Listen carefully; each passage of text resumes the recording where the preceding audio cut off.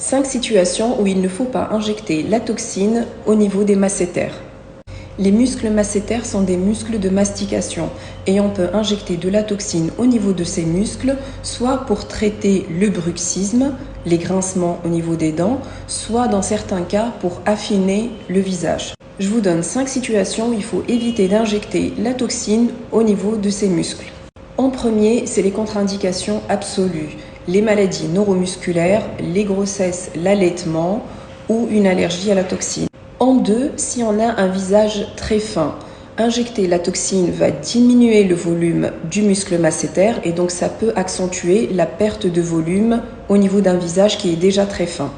En 3, si l'effet de la toxine précédente n'est pas encore dissipé, si le patient a déjà été injecté au niveau des masséters et qu'il y a encore l'effet de la toxine, il faut attendre avant de refaire les injections.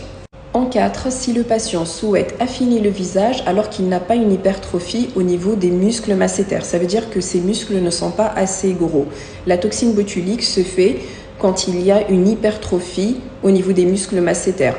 Donc dans ces cas-là, s'il n'y a pas d'hypertrophie, il vaut mieux s'orienter vers d'autres procédures. La 5e situation où il faut éviter d'injecter de la toxine au niveau des masséters, c'est quand les résultats précédents ne sont pas satisfaisants et que ça a entraîné un creusement au niveau du visage ou un petit affaissement et un petit relâchement au niveau de la peau. Dans ces cas-là, il ne faut pas les répéter. Et comme toujours, chaque traitement doit être personnalisé et adapté à votre cas.